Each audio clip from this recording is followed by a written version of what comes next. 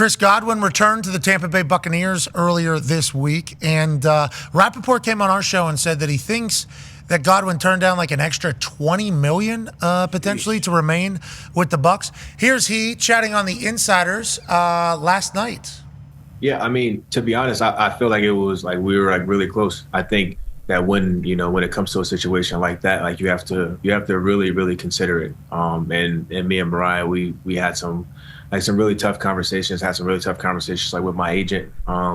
Because like at the end of the day, right, we're trying to figure out like what's going to be best for our family. And again, like not everybody would make that decision, and like I'm not faulting anybody that would. But I think at the end of the day, like I was mentioning in the presser, like I have to go based off of my gut. I have to go based off of my intuition and what I feel like is going to be best for us in the long run. And and being here where we call home, where we feel the most comfortable, where we can raise our newborn son. I think all of those things are big factors for us in making this decision. People hate moving. People hate moving. Now, granted, Florida, and everybody's assuming that it's New England, even though I don't think it was ever. The question was left out, but yeah, the reason he said we were really close was it was brought up about going to New England right at the beginning. Okay, so New England, freezing cold. Obviously, you deal with weather. You have to pick up and move up there. State income tax, obviously, very real part of the conversation.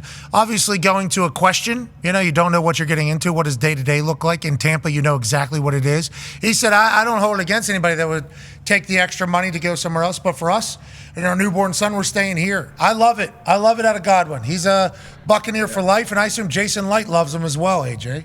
Yeah, I would assume when you hear that he turned down an extra $10 million or something, that it was from 20. A team that $20 million. That I was like, okay, well, what terrible team offered him a bunch of money to try to come there that doesn't have a quarterback? That's not the Patriots. That's not what I think of when I think of the Patriots. They got Drake May and obviously are doing what they're doing. But yeah, I mean, just listening to Godwin speak right there, you could tell like, all right, this dude gets it. Like this dude is a professional, and yeah, the Bucs are lucky to have him. And I think it's awesome that he's staying there. And if you think about what Vrabel's entire thing has been like.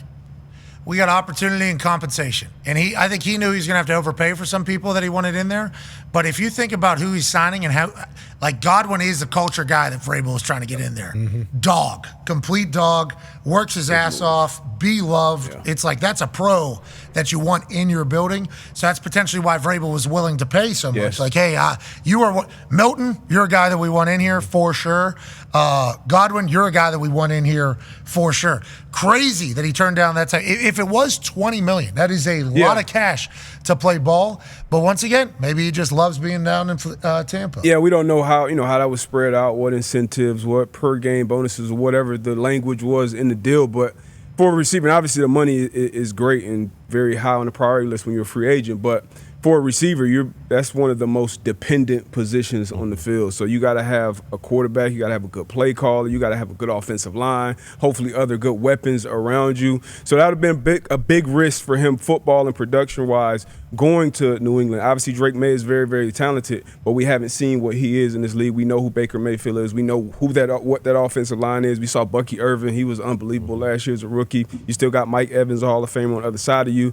McMillan, who had a good rookie year. Otten, who was a good tight end. So whatever other weapons they add, that's a great situation for Chris Godwin to stay in. Heartbreaker for New England. Yeah, definitely tough. But you do get it, And I love Drake May, and I think he's going to be a Hall of Famer. But I feel like around the league, you don't know if the players think that. It's not as if Drake May went out and lit the world on fire. Like they still have the 4th overall pick. They won. I think Drake started for one of their wins. So it's not as if he's all of a sudden. Not everybody's going to be a Hall of Famer either. Yes. That's kind of coming up in conversation in the Colts world with me.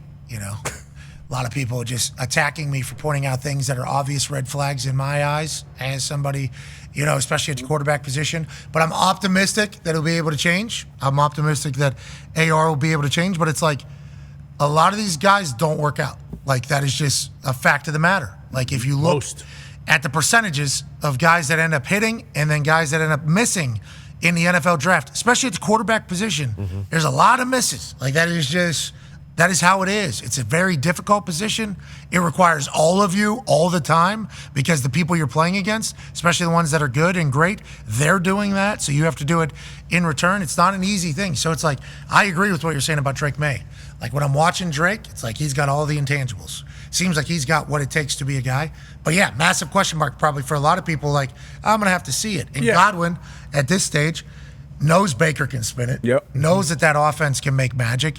And it's like, I'm going to stay in the warm. I'm going to pay no state income tax. I'm going to stay at my house, my community, my school, and I know Baker and I are going to be able to be productive.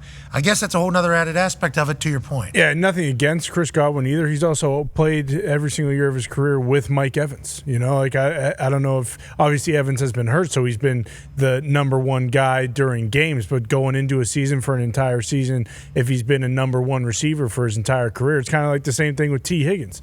Like T. Higgins, we all think he's a number one receiver, but he's never been a number one receiver because he's been playing with Jamar Chase. So it's, you know, that question mark as well. And he is set up better for success now with Tampa, whereas even with Drake, you know, another thing not being talked about as much, like, hey, second year, second offensive coordinator, second offense, like, has to go through second culture, yeah, has to go through that entire thing again. I still feel great about Drake and the Patriots this year, absolutely, especially with the new guys they're bringing in to kind of reset everything. But yeah, it just makes more sense for Chris Godwin staying home.